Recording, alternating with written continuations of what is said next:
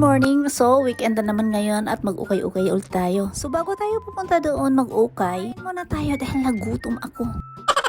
Ako lang naman ang nagugutom, yung anak ko naman ang umorder. Siya nga pala, kasama ko yung anak ko ngayon dahil weekend, pareha kami walang trabaho.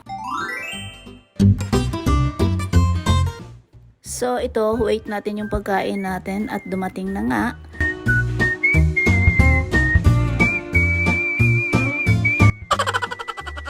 So, dahil busog match na tayo, pupunta tayo sa taas at doon tayo mag-ukay-ukay.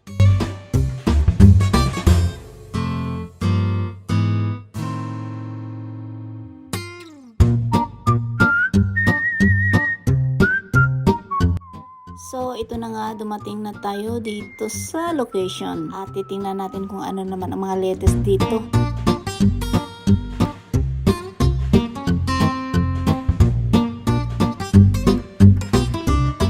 So guys, may nakita ako ditong Coach White. Talagang perfect sa summer to. Fairness, ang ganda niya. At syempre, checkin natin yung loob.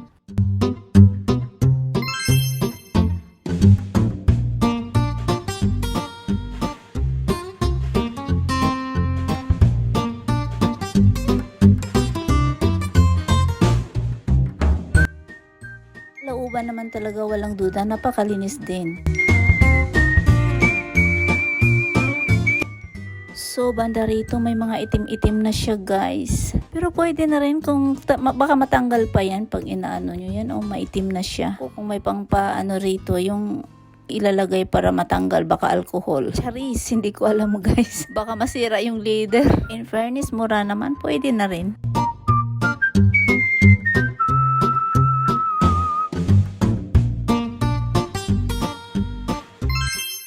So guys, nagulat ako rito. Akala kong anong bag na to. Pagbukas ko, Gucci pala. Para kasing ordinary lang tingnan eh. Pero maganda siya sa personal guys ha. Sa loob talaga yung binuksan ko, yung logo ng Gucci. Yan, kumikinta pa dahil hindi marumis talaga sa loob. Diba yan guys? Ang ganda talaga sa loob yan. Oo. Kumikintab talaga yan. Lalo na sa camera ko. Char! Walang duda sa loob, napakalinis talaga. At saka maganda pa yung quality, hindi rin siya marumi doon sa labas. Kunting gusot lang. Saan ka pa kukuha anong ganitong presyo? Napakamura na talaga. Isang Gucci pa, isang handbag na Gucci guys.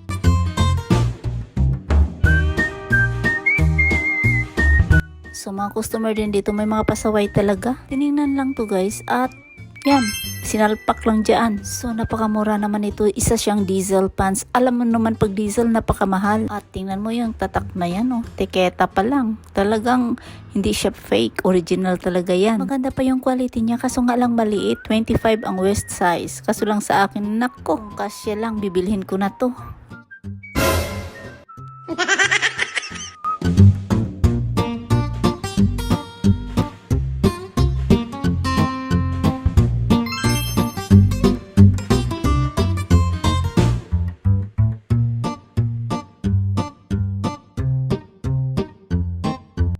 So, nandito tayo sa mga bunggang may salamin. Grabe. Isa itong Louis Vuitton guys. So, tingnan nyo naman yung mga borloloy. Mga ganito talaga inspected na yan. Napakamahal dahil limited edition ba ang tawag nila dyan? Di ko rin alam eh. So, nandyan na sa screen yung mga presyo. Kaya na ang bahala.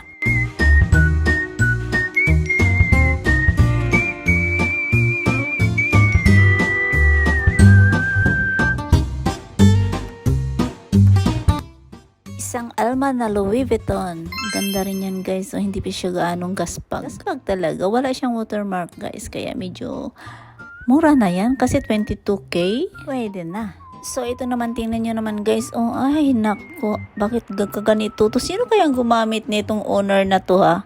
Grabe. Grabe namang sira nito. Pero yung katawan in fairness maganda pa guys. Na-aksidente siguro yung bag na yan. Fairness naman sa camera, kumikintab yung katawan, yung body ng monogram na LV. So, yung presyo naman medyo pricey din, no? Kahit malaki na ang damage.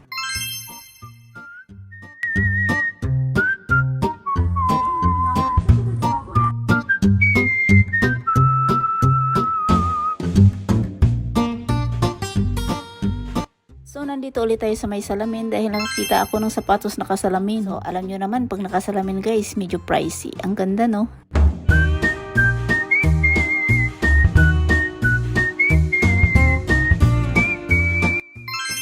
Sa sneakers, ang ganda oh. Mukhang bago pa talaga.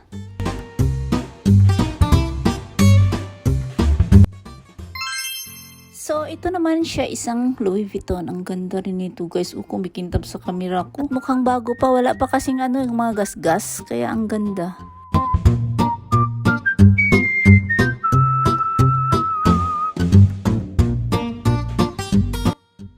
So kahit nakatambak lang tong coats na to, ang napakaganda at napakalinis. Yung body ng ng bag, tingnan nyo naman, napakalinis, mukhang hindi pa ginagamit. Pati yung hawakan niya, tingnan mo, wala ka talagang kagasgas-gasgas. At ang mura pa. Tingnan nyo naman guys, 2K mahigit lang. Real coats ka na. Oo, tingnan mo, yung loob, tingnan nyo. Wala talagang kadumi-dumi yan.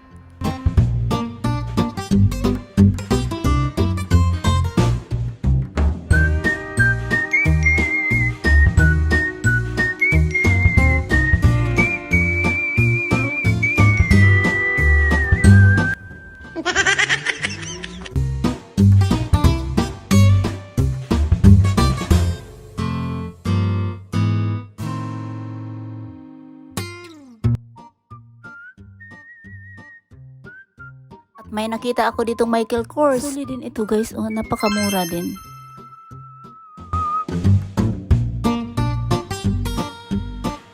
At titingnan natin kung anong mayroon sa loob, 'di ba? Napakalinis guys. Pati yung katawan nito napakalinis, wala ring gasgas. At medyo lang talagang inalagaan to sa may-ari nito dahil may dust bag pa. Ah, tingnan mo, sinipa ko na sa paa.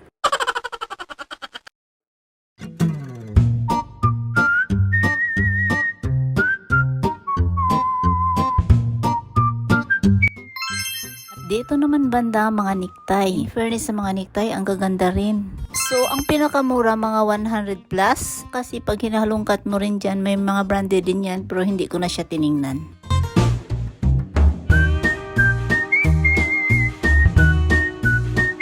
Nakita ko tong bag na to kasi malaki. Ang ganda ng kulay. So, hindi ko pa alam yung brand. At tiningnan ko muna yung hawakan. Diyos ko, grabe naman to. Grabe ang gumamit talaga nito. Talagang solid. Wow, isa palang Tiffany. Kaya napaisip ako sa kulay nito. Parang familiar ko to. Char, na-loading lang talaga ako guys. Kasi ito ang kulay ng Tiffany. Nung tiningnan ko siya sa loob, napakalinis. Tingnan nyo naman. Ang totally damaged lang talaga yung hawakan. Grabe ang crack.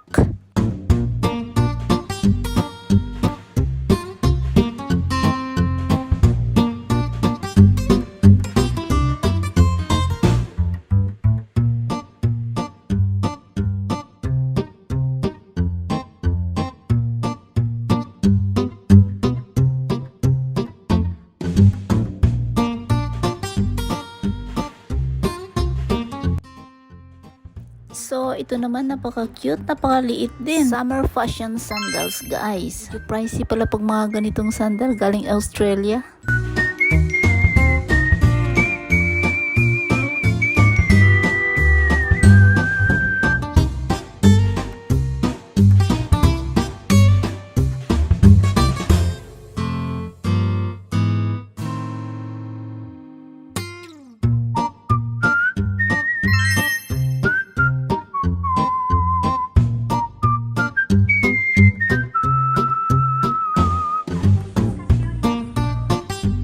So, dito naman banda, mga accessories, pang fashion, mayroon ditong mga earrings at mga ipit sa buhok. So, alam nyo guys, ang ganda nito kahit hindi siya branded. Mukhang hindi pa nagagamit. Tingnan nyo naman yung kulay oh. Tingnan nyo guys, ang puting-puti talaga, walang kabakas-bakas na dumi. Fairness, tama lang din yung laki at ang ganda pa ng style.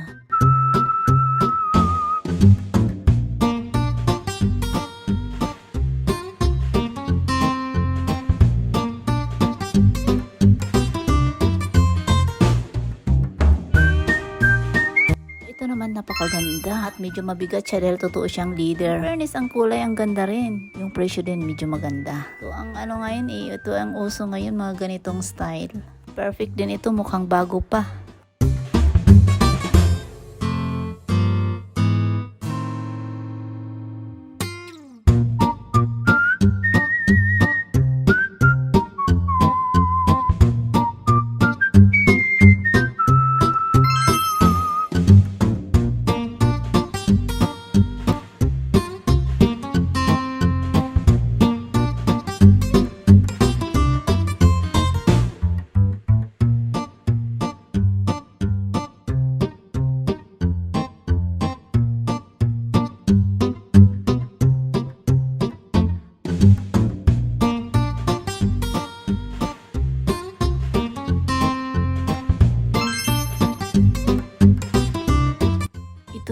ang ganda pa ng kulay. Medyo maliit nga lang siya, pero yung cellphone ang kasya dito. Perfect din to sa mga pormahan, oh. Cellphone at maliit na wallet kasya dito.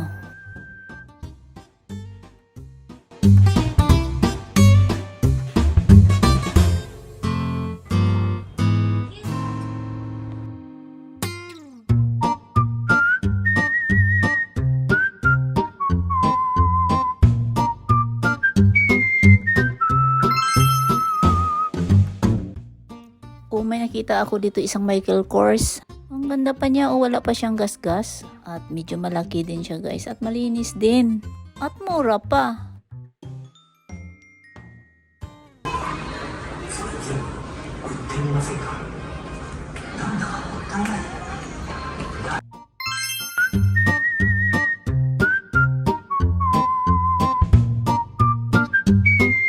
At dito naman tayo sa mga summer bags. So, ang gaganda ng mga style guys, no? Tingnan nyo na lang sa screen yung mga presyo. Medyo pricey rin kasi yung iba. Summer lang talaga.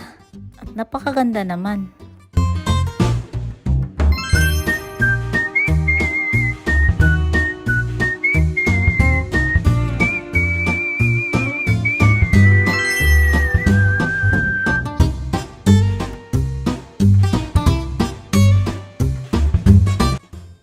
Tulad nito guys, so ang ganda. At magaan din siya. Yung design niyang white, totoong leather talaga yan, kaya medyo pricey.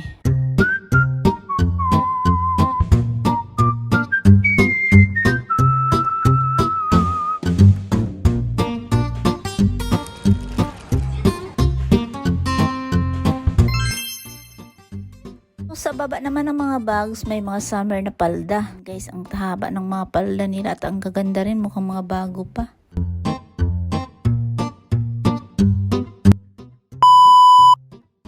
So, nandito tayo sa bahay ng anak ko. Umuwi na kami galing sa ukay. Kulang bumili siya ng pusa. Matagal na to niyang pinangarap. Ayaw ko lang talaga ng may mga pets, guys. Dahil wala tayong magawa. Ang happiness nila, hindi mo naman yan mapipigil. Kasi pag may alagang mga ganito, guys, hindi ka pwede mag-asubi or mag-tour ba? Mga ilang araw. Kaya ayaw ko yan. Sabi naman niya, pag mag-tour kami or magbakasyon, lagaan daw niya sa pet shop. Ay, grabe. Alam mo guys, ang mahal ng mga pet shop dito. Daily yan. Parang hotel ba ng pet shop guys. So, ito na nga, after 30 minutes, lumapit na at nagkipaglaro pa. At baby pa kasi siya guys, 2 months old. At hindi pa sanay sa tao. Kasi 1 week pa lang siya dito sa bahay na to. So, sa wakas dumating na rin ako sa bahay. Malapit na, yan na sa tapat. After almost 1 hour ride sa train guys, ganyan kalayo ang bahay niya. So hanggang dito na lang and see you on my next vlog.